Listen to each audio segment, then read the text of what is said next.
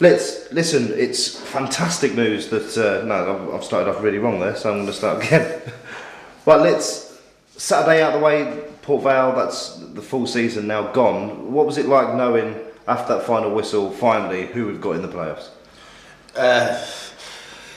It was a nice feeling to know that.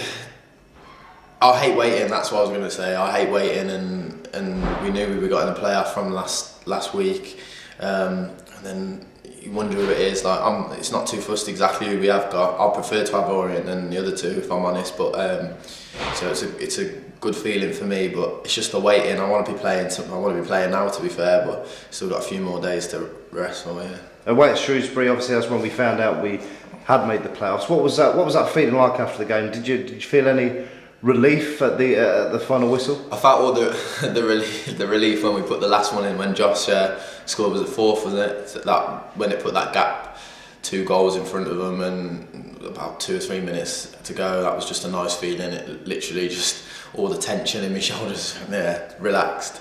We've done phase 1, and a couple more phases to go, and then we're back in the champ.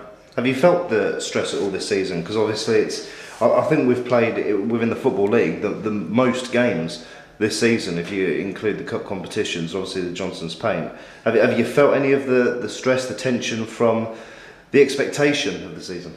Oh yeah, that was. I was just about to say that the only stress we really felt is the pressure that we put on ourselves from the start of the season. We expected to go up top 2 automatic, so that's the stress that I'm feeling, that we haven't quite accomplished that. But I think if you go up through the playoffs at the end of the day, the best way of doing it, then it's not too much of a stress, that is it.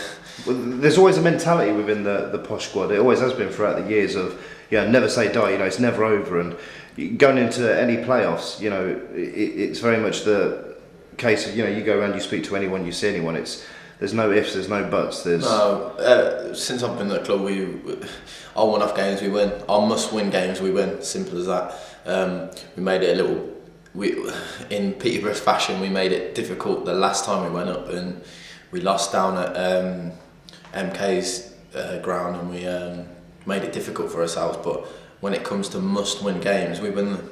What was it? I mean, talking of playoffs and the last time we went up, I mean, there's players in there that wouldn't have experienced what you've experienced. What was that like at Old Trafford back then? To be honest, that's probably the best feeling in football I ever had. Was when the final whistle went at Old Trafford to say we got promoted, and even looking back at it now, I didn't quite grasp how important it was, and how an amazing feeling it was. But that's definitely one of my biggest highs in football. So that's the information we're going to be passing around. There's a few of us left, me, Maka, Rowie, a few more. I'd be sat here ages thinking about the ones that were involved, but I've just walked past the picture in the corridor, to be honest, and I've seen the smiles on our faces when we picked up that trophy. So we've got to pass that experience on to the younger players. We've got lads just stepping in now who wouldn't have been involved in such a big game. So it's our jobs to bring those lads through. Do you yourself and the players you just mentioned then? Have you ever spoke to the lads in there that haven't experienced Championship football to let them know what it's like to enforce to them that listen, the poles apart to the two league, aren't they? Yeah, we don't try not to belittle them and be like, oh yeah, well I've done it, and I've done this and I've done that, and you'll get there soon, son. Like it's never talk like that and belittle the people, so the players. So, but we do give them advice on how it's going to be and what it's going to be like. What I've been saying is, like you say, our positivity going into it. We win one-off games. Like we don't lose at Wembley. It's a habit of ours that we've established over the years. So that's the information I've been passing on and getting the mentality on straight away that we've got no other choice but winning.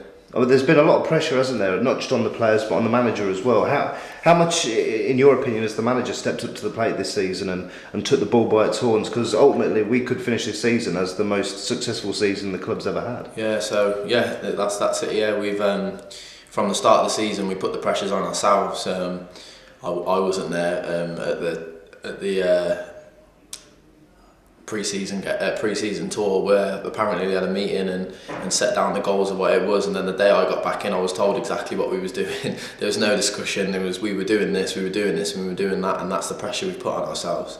And come 25th of May and we've gone back up there, then like you say, it's one of the most successful seasons the club's ever had, so we're just going to get that job done and then look back at it then. How influential is Darren Ferguson as a manager? Because there'll be those out there that, obviously don't know much about the gaffer and don't know how he works, but from the inside, what's he actually like as a gaffer? How influential is he? Well, yeah, of course, he gives us the trust, and especially in the formation that we play, he takes responsibility of the way we play is very open and a very exciting way of playing football, but he trusts us to do it. So it obviously takes a big manager to do it. We could do it another way. We could sit two banks of four behind the ball and work hard and play direct football and things like that. But he trusts us to play the way that we do, tracking and open and stuff like that. So you've got to give it to credit to someone to be that brave enough to do it and pass that trust on to us, and then us ourselves be that brave to do it. You wouldn't want to play under a different manager, really. How much of a difference has it been knowing that you've been to Wembley this season already and had success at Wembley? That's going to be massive, isn't it, going into these games? Yeah, of course. Orient, I think that I feel anyway that we've had a bit. We're on a good run. We've got momentum. We've got into the playoffs, and it's been a good achievement for us. Bearing in mind where we were at Christmas, we're our ball's rolling type of thing. Orient have kind of blew it, where all majority of the season they expected to go up automatic, so they're going to be on a big disappointment. I'm sure it will relax us a bit more, and I think it gives us a slight bit of an advantage. But I think it's just down to how we play on the day, really. It's nice to know that we have been there before and we've won playoffs plenty of times and things like that.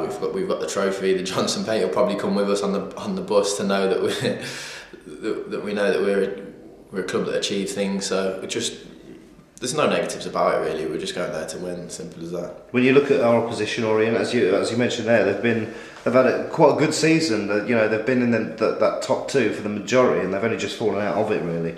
They're a good side, an attacking side, and the likes of Dean Cox. There's players there that can cause us trouble. Yeah, Orient, no doubt about it. Orient are a good team, though. All three of the other teams in the playoffs they're going to be tough games. There's no easy game in it at all. We've beat them and they beat us, and it's like a lottery of ours being in the game. So I don't think we can split us apart. They're a team that are capable of scoring goals and very attacking, but that's exactly how we play. We're the same, so it's going to be exciting.